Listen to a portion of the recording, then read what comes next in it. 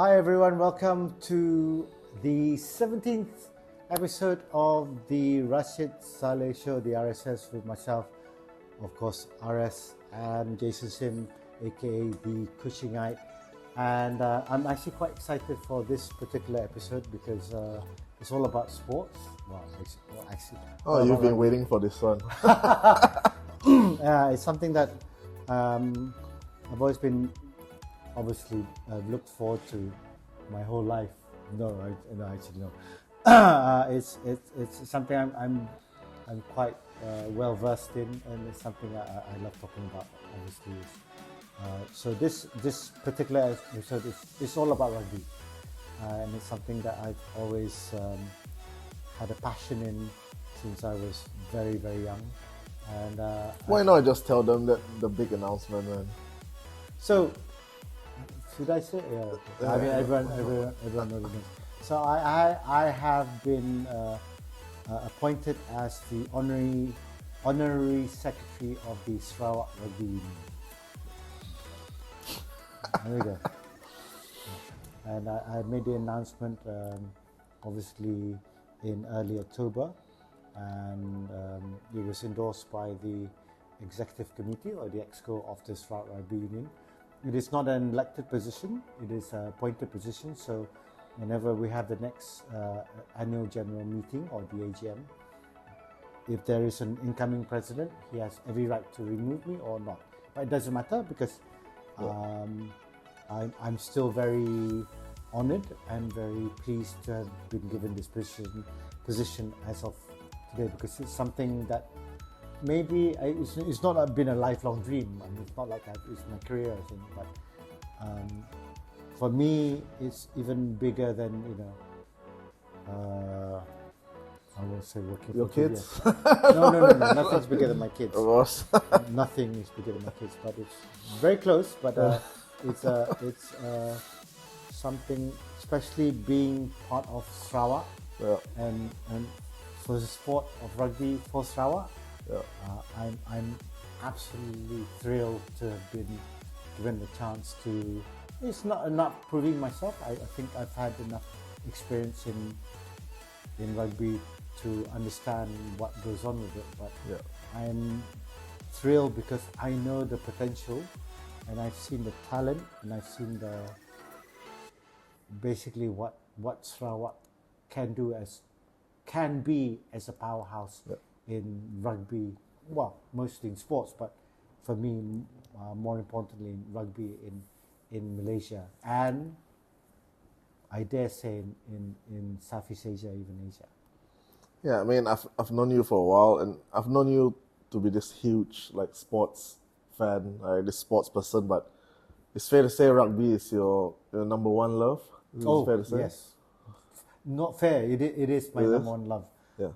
Even more so. I mean, as you know, I've been the president of mixed martial arts, and I've been with MMA for 11 years. But rugby, I grew up with rugby. I mean, I started playing rugby at the age of 8 years old in the UK. Yeah. So before we get into everything else, I'm so excited. Just a disclaimer. I mean, I'm speaking as someone who has close to zero knowledge on rugby. I wouldn't say zero, but not a rugby fan at all. Yeah. I mean, someone who studied in New Zealand. Yeah, I lived in New Zealand for 12 years, and I was in Auckland when the All Blacks won the World Cup. But I don't know, for some reason it never really rubbed off on me. So I mean, in this, try to sell rugby to me first. Yeah, what? Why rugby? Oh well, obviously the obvious thing that puts people off. It's the physical aspect of it. But one thing that has always been very, the one thing that has been very much the factor that keeps me, why I love about rugby, he has taught me a lot about one, being able, let's break it down to the nitty-gritty. Teamwork, one.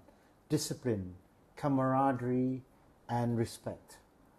I wouldn't say that the essential stuff about, in sports, it's the one sport that teaches you all this. It's about being able to communicate with people. It's about being able to understand, because when you've beaten yourselves on the playing field, then you come out of it and still be friends. That says a lot about how the gentleman's game, yes. as I say. Well, people say it's a hooligan's game played by gentlemen, but I do feel, even at a young age, when I first started playing in the UK, and I come from Malaysia, and I'm playing there for the first time, freezing my arse off, and I remember this was in winter in 1981 or 82, freezing my arse off and thinking to myself, what is this? And I was on the wing at the time. I was in number 11. We'll talk about that even later. Even numbers in the numbers on the back of your jersey mean something in rugby as well, for those who are not educated in it. But I was standing there on the wing and thinking to myself, and we come from a football nation. We play hockey, badminton is big, and I'm there.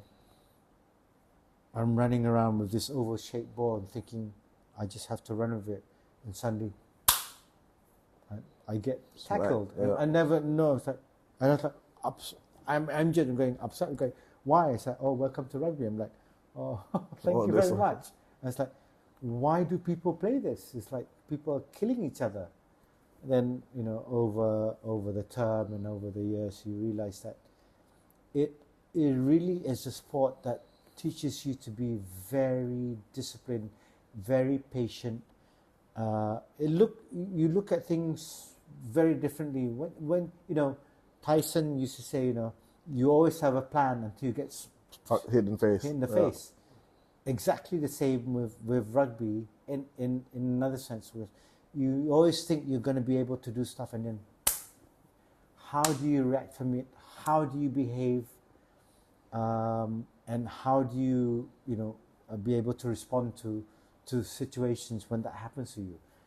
And I can equivocally say that when it comes to rugby playing people, they've always been able to handle situations better because they've had that kind of hard-hitting moments where you go sink or swim, or how do you deal with it? And when you get hit, what do you do? What's the situation you're in? Who is there to help you to handle that? And how are you able to respect the fact that this happens to you and move forward and achieve the goal that you need to achieve? Well, and the other thing is, you notice with rugby referees and football referees, how players handle them. You have a lot of respect when it comes to rugby refereeing as opposed to football refereeing, where football everyone surrounding the referee, and then why do you think that is? I think it's just the law, the rules, and the law of the game early on has stated that whether the referee is right or wrong, you learn to respect his decision. And that's the same case as when you're doing stuff at work. You've got your bosses. They make the decision whether they're right or wrong. If you still want to be where the company is, you respect it, and you do it. I think rugby is sort of an extension of that. You're in the job. You've got your bosses. You have your colleagues. You either work with them or you don't. And if you do, great. The bosses make decision. You agree or not, that's up to you. So rugby teaches you to go, okay, this is the situation I'm in. Is this agreeable? If it is, then we carry on and make things better. And I've mentioned this in the past, like whatever career I've been in, I've always had rugby as part of the stuff I've learned to make my decisions in life or in my career, because I've been in situations where they're not similar in the sense of you get beaten up, but the situations that you face, you go, all right, decision making, where to pass, what kind of strategy you do when you're a player. Who do you talk to? How do you handle someone shouting at you and all that? It's all related to how you do work. And it's really funny because, rugby has pretty much, when they say art imitates life, rugby does imitate life in that sense, or career in that sense, because you have to deal with people as well in rugby as you do in your work. And I've had cases where I've used examples of what I've had in situations I've faced in rugby to handle how I handle people in life, and that happened to me actually in Timor. So can everyone play rugby? I believe everyone can play rugby. It's just the case is, can anyone handle playing rugby? Everyone can play any sport, but are you able to get past with rugby, because it's all psychological, because it's a contact sport. It's like, very similar to martial arts, where martial arts is actually a lot more in terms of trying to get past it psychologically, because you're literally trying to beat each other up. Yeah. Whereas rugby, you are strategizing how to win. It's like a team sport. Yeah. But with rugby, every single player has to be involved. In football, you can have the winger who's standing there. It's like the ball's over there. I don't need to get involved. Yeah. Rugby, every person in that team, the 15s, which is the traditional game, has to be involved, because it will impact on how you move forward and how you win the game. So, I mean, there are other variations. The tennis-side version, which was actually, and this, I better mention this now before people forget, or Cobra guys, tennis-side rugby was actually created in Malaysia by Cobra. So the tennis-side version is from Malaysia. Cobra was the team that. Yeah, now that you brought it up, so like how do you transfer like your love for rugby from the UK to Malaysia? Like, how do you get involved in Malaysian rugby? Well, I had come back in 89, 90 after school, and I was looking for, I came by and looking for a club to play. I actually stayed back in the UK to work. I worked in Southampton for I think almost 3 months before deciding where to go for uni. I worked in the docks in Southampton. I worked in the fruit bay with my friend, whose father was a manager there at the time. It was another story I love.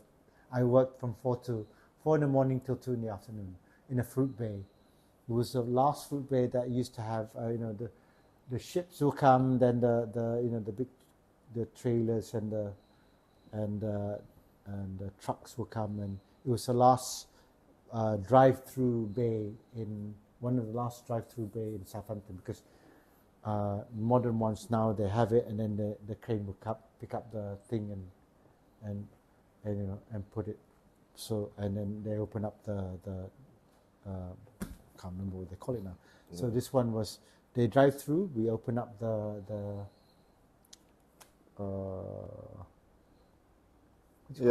I don't know, but sounds ancient. Yeah. No, because they still have it now. Oh my God! And then we'll get the forklift, get all the fruits out. Okay, on the rugby.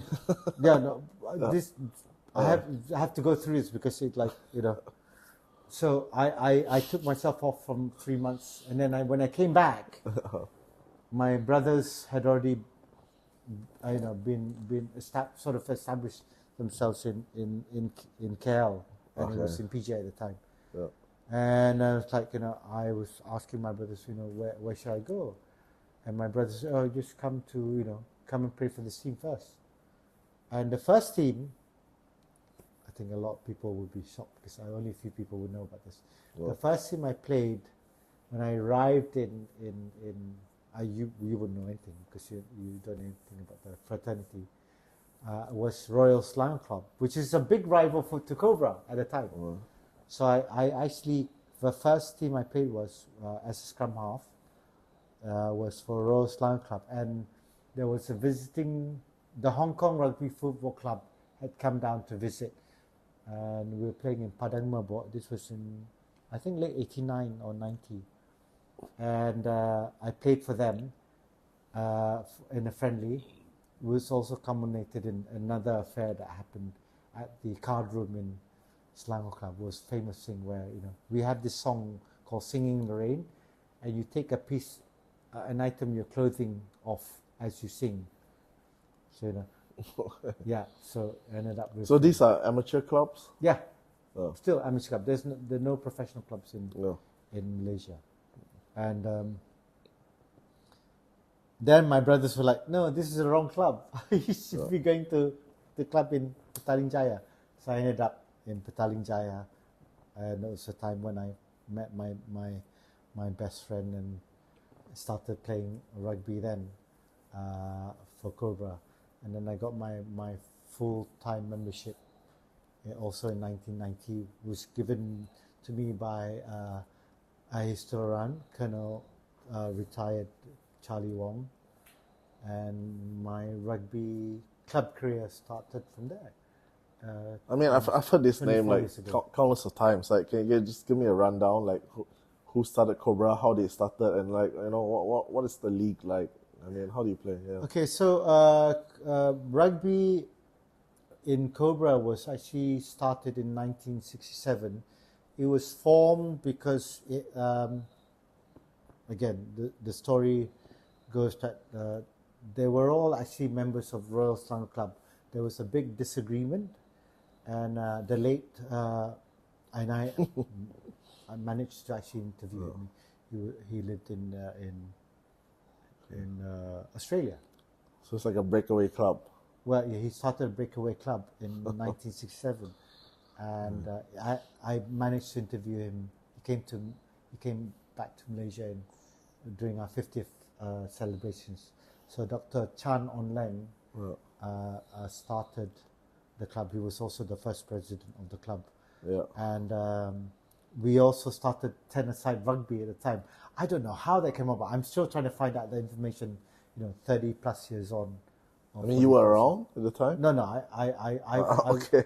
I wasn't around at the time, but I remember Colonel Charlie gave me the name of the team. He remembered.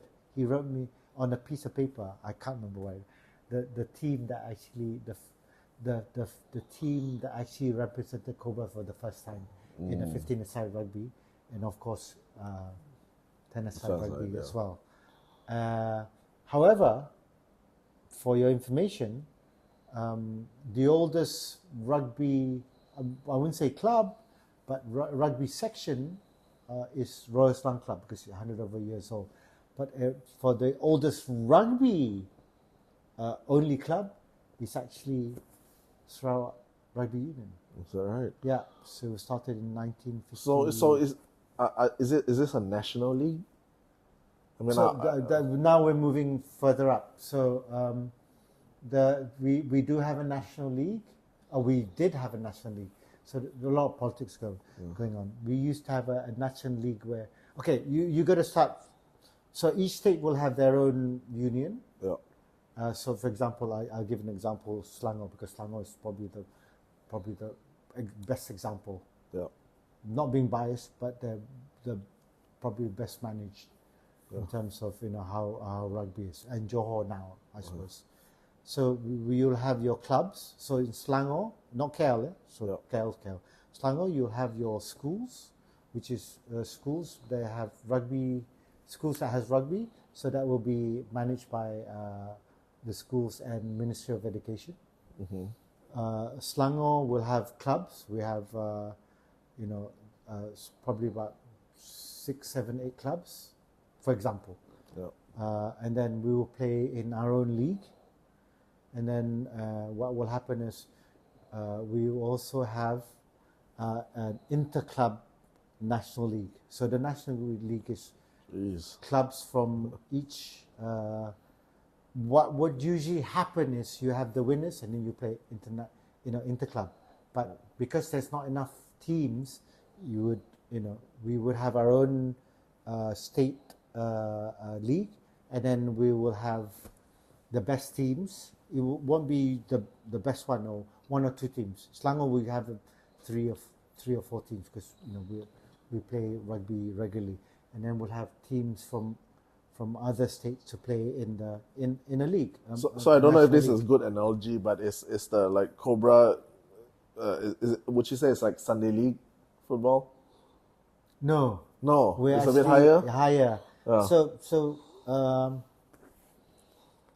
maybe in the past it was like that, but now over the years, especially in the early 2000s, we had semi-pro players. So we had players from Fiji. In fact, Cobra was the first team that brought in Fijian players in the late 90s. I know this because I was one of the players when we had the first Fijians in the country.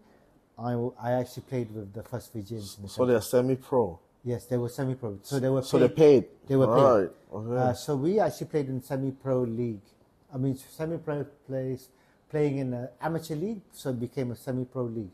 And then there were clubs that paid players to go to play. Okay. But it was, semi-pro because they still had jobs. Yeah. But they were paid to play for their clubs. So and a lot of it when we had the national league or the interclub league, we call it, or the super league. We used to have a super league. So these are pro clubs. Yeah. Well, we wouldn't. Gosh. There's no pro clubs. Like rugby fans will be like frustrated watching this. Yeah. No, it's okay because Yeah. this is something that a lot of people don't know. So, and of course, with rugby, I'm patient enough to explain it because we've always been we've had an amateur semi-pro league kind of situation in the rugby fraternity and rugby thing because so they're not exactly professional, but we're not professional. We're not professional. So they have other jobs and get paid. Yes, but we do have players who actually just get paid to play rugby, like the Fijians. But they also supplement their pay by being paid by also going on as coaches as well. So they get we pay them, and then we also pay them to get their certification to become coaches. Yeah. So they train schoolboys. They go there with the cooperation of the Ministry of Education, because we have to get that. Because when you're dealing with kids, you need to work with any sport. Whoever tells you that we don't need any permission is a liar, because we're talking about not underage kids, but young children who are under the Ministry of Education. So what was your involvement with Cobra? I started off as a player. Yeah. I was in the Cobra committee in my 30s. I was quite, I wouldn't say hot-headed, but I was quite passionate at the time. So I was always in and out of the committee, because we were representing the club, but we had our own ways. When you're younger, I don't agree with it, and So not much change, I guess. No, actually, a lot has changed. So is Cobra like a Selangor-based club? Which is yes, it? Yeah. Yes. Okay, fair. So all right.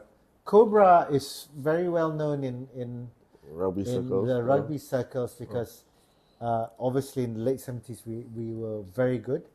In the mid 90s until the mid 2000s or 2015, we were a championship club. We're like Manchester United. If you want to put it up, we were Manchester United. Really? Everyone hated us. We won everything. I mean, I've got medals galore to show. We were sort of better than Manchester United, because we had two teams. We were about the only club that had two very strong teams, whereas the second team could probably beat a lot of the clubs. And I say this not as because we're bragging. We literally were that good. Anyone who wants to argue with me, I say no, because I know this, because we were in Selangor. We were the games between the first and second team in practice was harder than us playing other teams, other club sides, because we were that fierce and very, very, very, very competitive. I mean, there was a point where the national side, the captain, for years and years, was always someone from Cobra. And I wouldn't say half. So the national captain. The national captain. So the Malaysian rugby team. Malaysian rugby team captain always came from Cobra. And I say this not I don't apologize for it, because we were that good. And whoever says, oh, we're better, everyone hated us because of that. Was Sarawak clubs involved in this? No, because so it's a whole different they world. would always come in for the Piala Agong, which was the King's Cup. There were times they were actually good, but we had an affinity with Sarawak Cobra, especially because in the early 2000s we used to have a sponsor from CIMB, and obviously the. Okay, wait. There's a Sarawak Cobra? No, there isn't. Okay, there so when you was a said Sabah Cobra. Okay.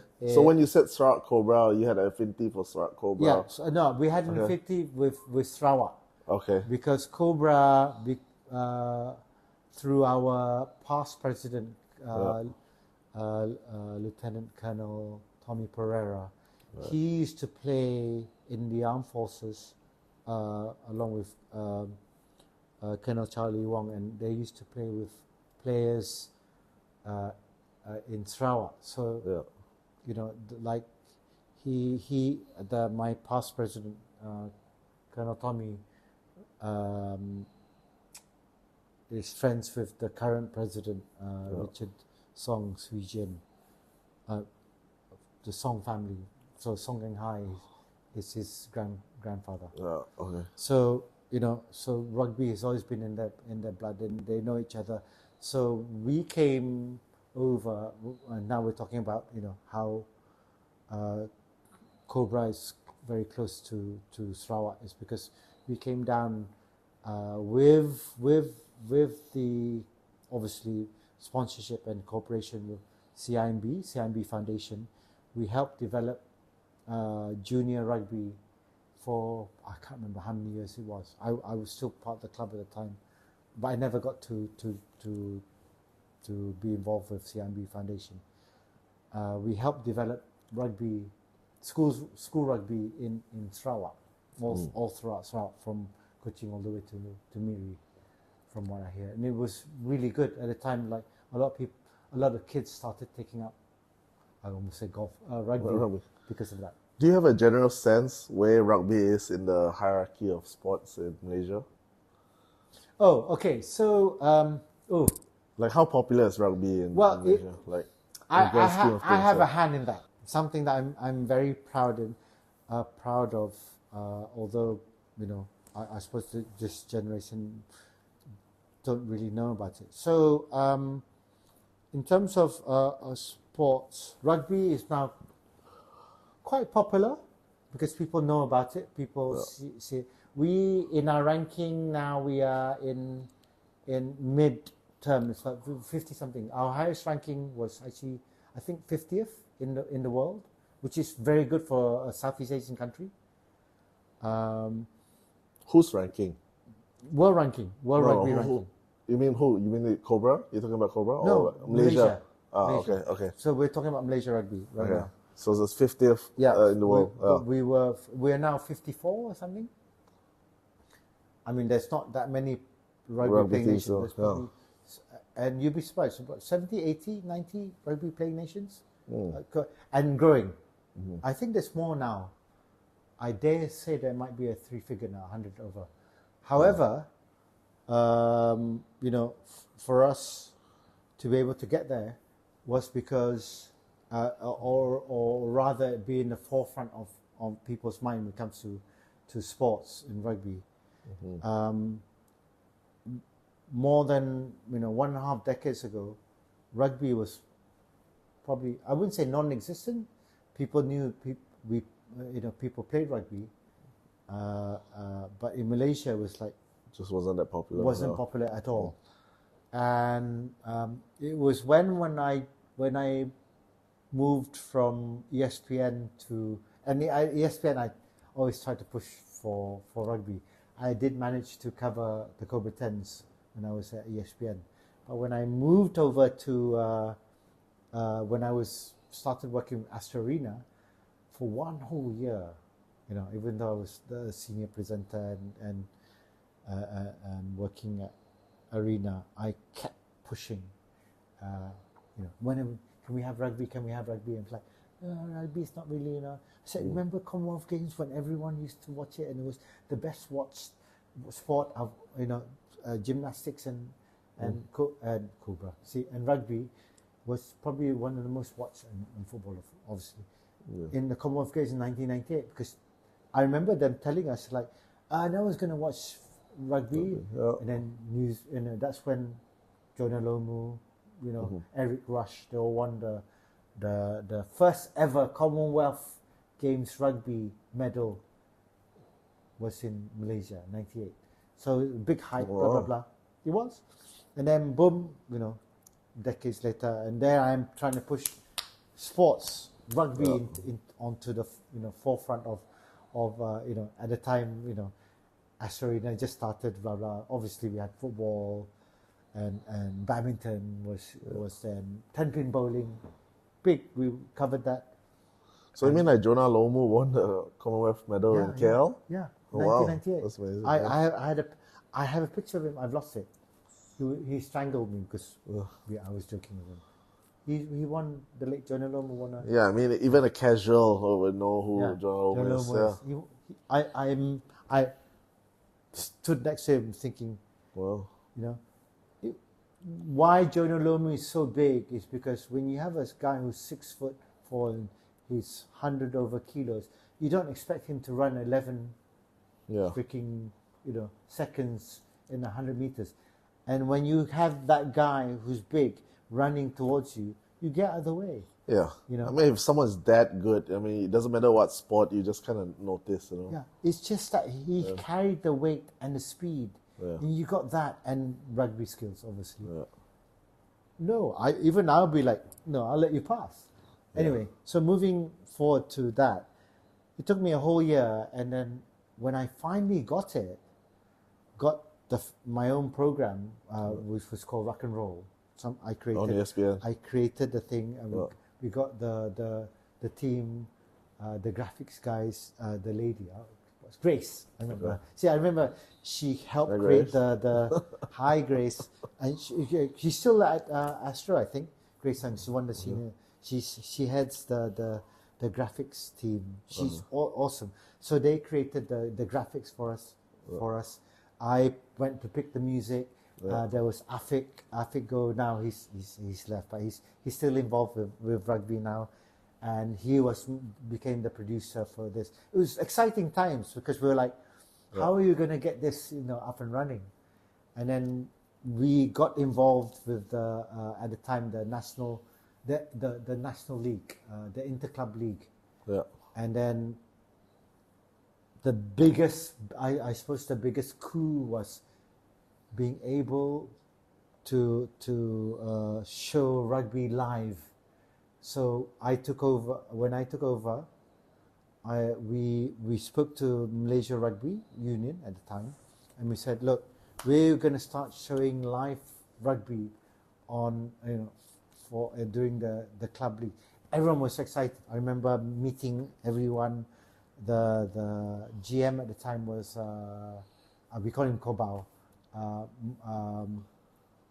Muhammad, I can't remember his full name. Zuri Kobau.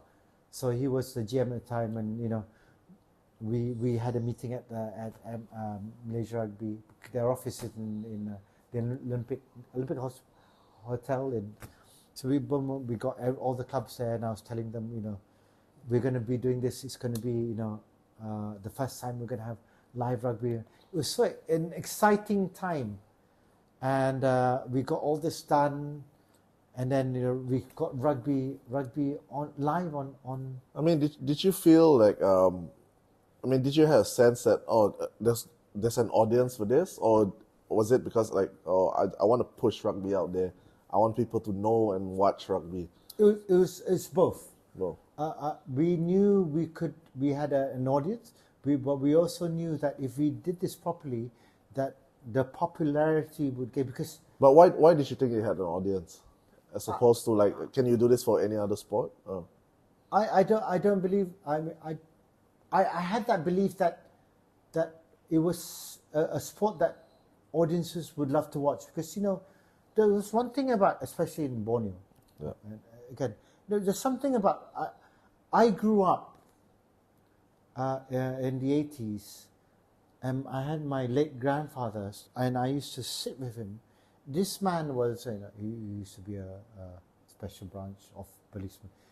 If you watch the 80s, we had a lot of WWE, WWF. Yeah, wrestling. Yeah, wrestling. Yeah. WWF. And the old people used to love watch this. I mean, we know it's fake, but they used to love watching all this physical stuff. Something visceral about that. Yeah. Hulk Hogan and they found it fascinating. People beating the crap out of each other. And I was like, rugby does that. Yeah. But we had to be entertaining. Yeah. So when we got rugby out, and I was like, put it out there first, because people would love to see it. And this is before Muay Thai or anything became popular. Yeah. They didn't put that on because it was still considered a blood sport. Yeah. So even MMA. So they're like, no, we can't show that. Even UFC at the time was still underground. Yeah. So rugby was, because it's been around and people have seen it, and during '98 and all that, I wanted to recreate that kind of thing that I remember sitting with my grandfather watching, and his eyes lit up. He's a very quiet man, but his eyes lit up when he saw that. Yeah. And I was like, this will be entertaining, because I learned this from working at ESPN. I mean, there was a lot of things like, how do you get a sport to be, because sports are sports, how do you get a sport to be entertaining so that you get audiences to watch it? Because you've got to get that crowd, you've got to get the audience to watch it. So rugby does that. So when I put it out there, and people, you see them, and then you see the drama where, players will be like complaining to referee, and they get yellow. Last time, I can't remember whether it was still yellow card or not, but they get sent off, and you see them not arguing with the referee. Go, okay, I understand, and walk off. And audiences like, oh, how that's so much discipline in this. Oh, but it's amazing because they're beating the crap out of each other, but still, it was sort of like WWE in that sense of the entertainment value, because I knew that this would capture an audience, and people who've never watched rugby before, or rather they knew someone who watched it. Oh, my friend's going to be on TV. Yeah. I knew this from being on television in the past. Yeah. If you have someone that you can relate to playing a sport that's good, that's entertaining, it gathers audiences in. And we started showing it live, it was even better. Because it was like, people actually switched on to watch Astro Arena and go, oh, okay. Yeah, the numbers weren't big, but there were numbers. And then from there, and after I left and then joined, I went to Timor, it grew by itself to the point where now women's rugby are on television. That's an achievement. For me, I don't care what other people say. I was part of that, and I believe I don't care whether it's ego or not. I helped start that up. So in general, where do you think it is on the hierarchy of like sports? Is it? I mean, obviously we have football, badminton. Yeah. So where do you think rugby ranks? Like, at this moment in time, we are probably mid-tier, closer up to higher. You will have, I would say there's probably three, if you look at like tiers, 3 tiers. We have that in rugby actually. We have first tier nations, second tier nation, third tier nations. We are second tier Or in sports, terms in the world and probably in Malaysia as well. in terms of viewership, in terms of like interest. I do believe that if it comes to like multi-sports events, a lot of people watch rugby. A lot of people watch rugby. If you talk about the Olympics, a lot of people watch seven-side rugby. So it all depends on what type of rugby you're watching. So 15-a-side, or 10-a-side, or 7-a-side. 7-a-sided rugby is very popular. Yeah, because I'm just trying to get a sense of it. Because I mean, I can't roll off like rugby stars. Like I can just roll it off. It doesn't roll off the tongue. It's not a household names as you know from other sports. Yeah. So just getting a sense like where is it now and where it can be. And so like how popular is rugby in Sarawak? I mean, just from my memory, like I remember Sarawak winning Sukma in 1992. I think that was the last time, if I wasn't wrong. But yeah, I mean, in general sense, how popular is rugby in Sarawak as in terms of like playing? Currently, not so popular. I think because like it has to do a lot with grassroots. So you look at development. For any sport to thrive or become popular, you need to have it at a grassroots level, the schools. If you have more schools having the sport involved in it, obviously the better becomes when you're moving up and getting more people involved at the adult level. I think in the past, from what I hear and what I know, I mean, there were a lot more schools because we were, I wouldn't say a British colony, but we were very much British influence in terms of sports, and rugby was actually quite popular. I understand that even like St. Joseph's and St. Tom's had rugby in school, and there were actually rivals and all that, and obviously other schools. So would love to be able to have that revived, because there are popular schools, and in a way it's like, why not St. Mary's have a ladies or girls rugby started? Because generally what people say about Sabah and Sarawak, and it is Sabah and Sarawak, is that it is funny that we are a land of warriors, but we don't have warriors in that sense when it comes to rugby. Because I have seen, and I see, even when I'm walking around, I go, wow, we have an abundance of talent here in Sarawak, and yet we aren't able to utilize it. We aren't able to be able to introduce them into the game of rugby, because currently it is not popular. Obviously the younger generation now is very different in the sense of how they view sports in general, because esports is massive, but physical sports has become less compared to other countries. I think generally around the world that's been happening. So you see the standard, because we always gauge it by looking at the Olympics. You see the amount of world records broken is how you see the sport progressing. When there are not that many, and this year's Olympics, not many world records were broken. So you see that the standard of sports generally around the world, let's not even talk about Sarawak, has gone down, because the talented people, and you probably know this, like we've seen guys in school who were so good, and then they went to the corporate world, and then boom. You just imagine if they'd gone ahead and did what they did and carried on the sport, they'll be massively good. But you get the best of the rest. I'm not saying they're not good, but I know quite a few guys who, if they're taking up sports, they would be really, really good. Yeah, I don't know if you can hear that. You can't hear it outside. Okay, fine. But yeah, I mean, do you have, do you feel like a big part of your job is to like increase the like popularity of the sport? So as the secretary of the Sarawak Rugby Union, I know you're laughing. You know, I don't know if you can pick that up, but it's like, you know, a couple of cats going at it. Cats had it. Love it. Yeah. Welcome to Sarawak. It's Kuching ma. But for me, you know, as the honorary secretary, I mean, it's all about administration. But I think we have a part to play to make sure that rugby is obviously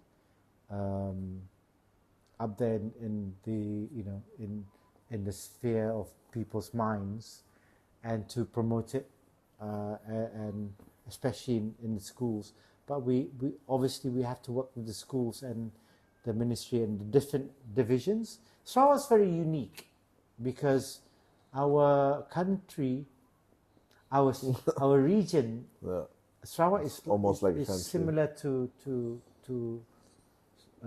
Peninsular Malaysia. Our divisions are probably bigger than some of the states in I mean, definitely bigger than Malacca. Yeah. You know, the bigger police. Yeah. So yeah, definitely bigger than Perlis. Kuching is probably bigger than Perlis. But you know, so the way we handle our community is very different. However, on the flip side, we don't have that many people in Sarawak, and we also, you know, an aging nation. But I do believe that we do have the talent to be able to compete strongly with teams in Peninsula, because we have the size. We've got the tenacity to be able to do it. We just need the proper guidance, the proper training, the proper discipline to be able to do it. So what does it take to like establish like a pro league? Money.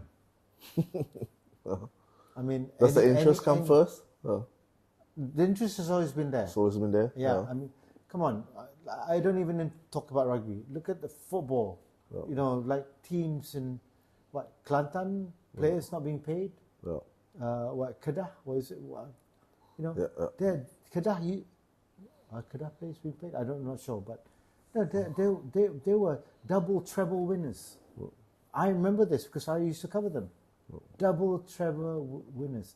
Marlon James were one of the highest scoring. I used to interview him the whole time. Pro League. So what? Rugby? Nah. Not at this moment.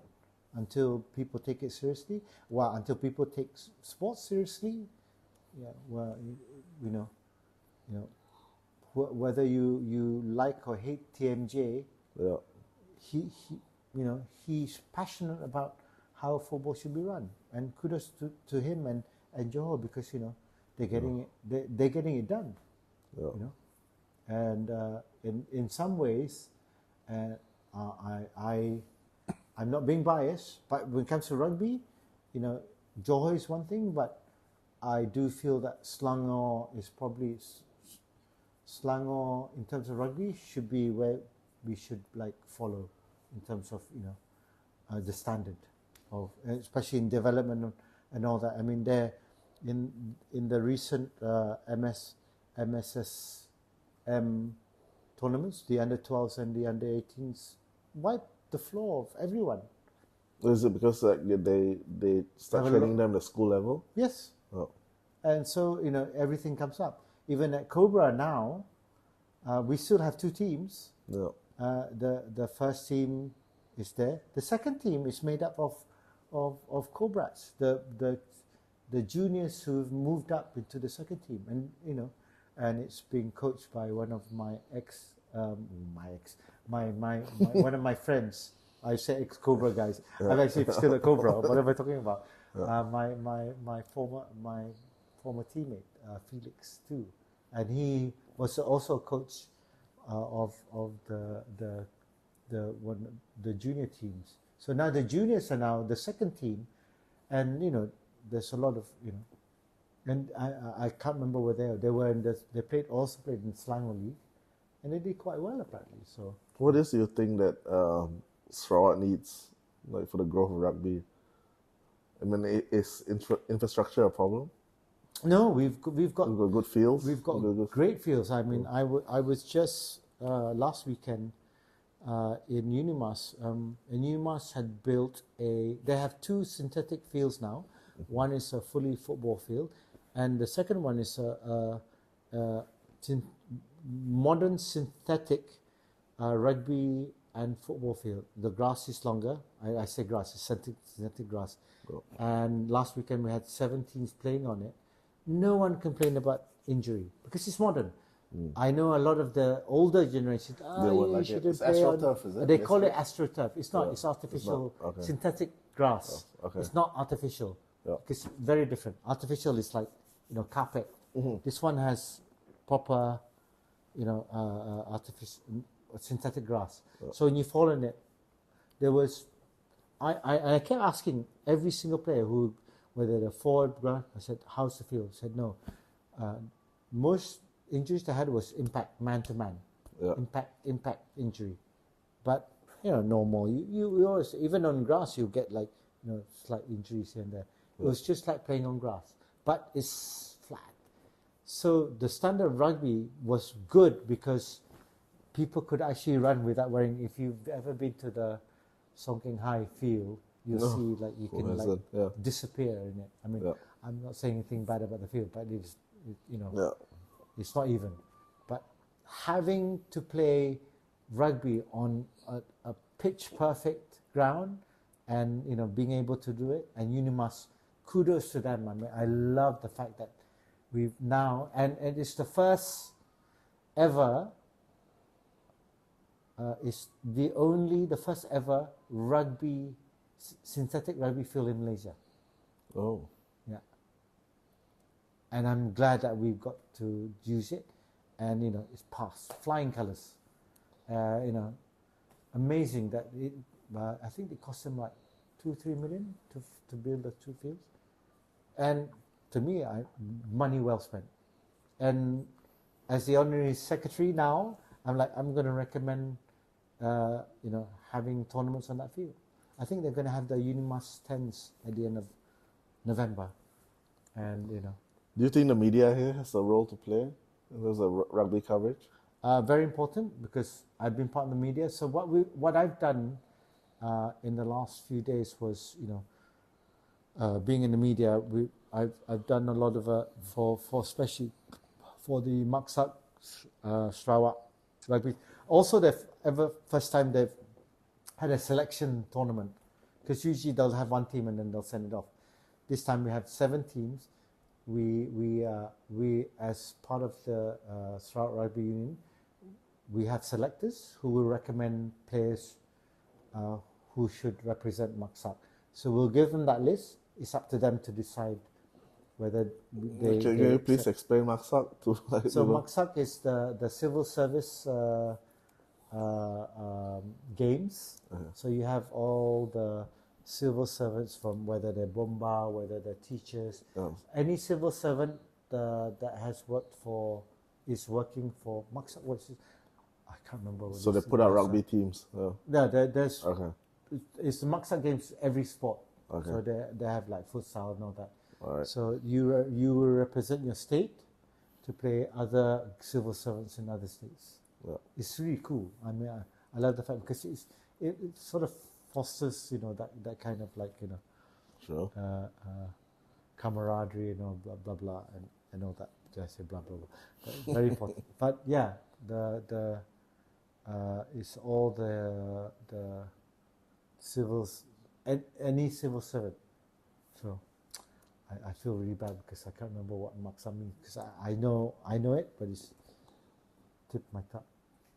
Yeah. So, and then in terms of like do you think like the media, like what do you think about the media's coverage for Sukma Rugby? Yeah.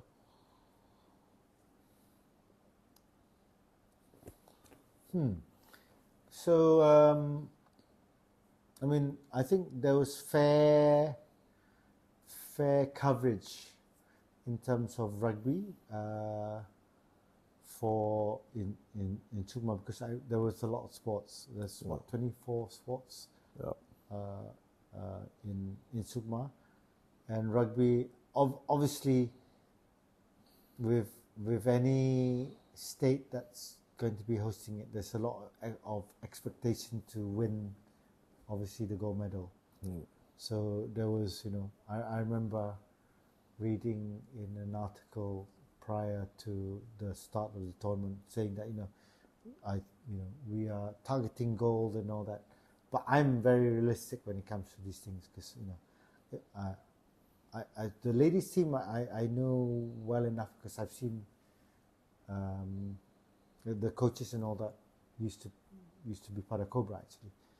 Sylvia and Stancy, the head coach and the assistant coach. So I know that they're very motivated to make sure that the girls, the ladies team, the girls team. So where is the men's team in this point in time? Pardon?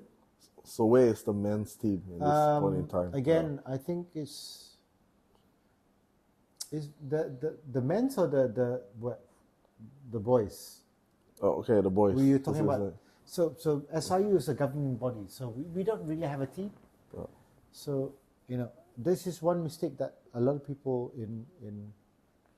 who don't know about unions or associations, like, we don't manage the teams unless it's a national team, but then we will get people to manage the team. As a governing body, you're just you are there to help develop the sport. We help to develop, maintain the sport, and give good governance. That's the whole point of having being part of an association. But you hire the coaches for the team? Well, we will have a technical committee that will do that. So as the honorary secretary, for example, I would go to the panel coaches who are the ones who are certified. Guys, okay, we will put you as and it's usually from different divisions as well. So there's a fair assessment, and we tell them, like, you know the players, you've seen them in tournaments, you recommend the players. That's my job, to facilitate that. I don't do the selection, and I shouldn't, because I'm doing administration. So those who have the pulse on the ground or pulse with the clubs, they should be doing those kind of things. Whether it's selecting, whether it's having the tournaments and all that, we sanction it. We make sure that things are done. That's our job. I'm not a part of a club, and people have to remember that. So just to sum up your aims and goals as a secretary of the Sarawak Rugby Union. Oh, very simple. I just want us to be, in terms of rugby, to be the number one state or region in Malaysia. And I do believe that if we do things properly, I would say it's a long-term plan. Again, earliest in 5 years' time or 10 years' time, we will be a powerhouse. And I want us to be a powerhouse because I do believe we can. Okay, I'm intrigued. I wouldn't say I'm sold. I'm intrigued. Maybe we should do like a live rugby watch. We do. I mean, I'm very much still involved in rugby. I'm going to be at the Cobra Tennis doing commentary, live commentary for them at the beginning. But as the honorary secretary, I'm going to be obviously, doing my bit to like get people to support. Yeah, because to be honest, I've never watched a full match from start to finish. Oh, okay. So yeah. Well, we gotta do that. Yeah. Obviously, on this podcast, just want to wish Sarawak Rugby Union 60th anniversary. We've been around for 60 years. Almost as old as you. That happened. Yeah. I'm as old as SCDC. Okay. Darn it. But yeah, and Sarawak Rugby Union was officially, I although it's older, founded and registered on the 9th of October, which happened like a few days Wow. ago. So, Happy 60th. yes. So happy 60th to Sarawak Rugby Union. Yeah. I'm looking forward to see where it's go. Oh, I will, you know, as long as they want me, I will serve, because that for me, rugby will always be, you know, something I love. So for me, the motto now is, which is what we have in Cobra, is passion for rugby. Okay. Always and Rugby. foremost, yeah. So on that note, you know, of course I can probably have another episode, because obviously we haven't even talked about development and all that. But we will have another episode for rugby very soon, especially Sarawak rugby, because we haven't talked enough of it. And I can go on and on and on till the cows come home. So on that note, thank you very much for watching the RSS. If you have anything that you wanna talk about, do email us. But from myself and Jason, this is bye bye.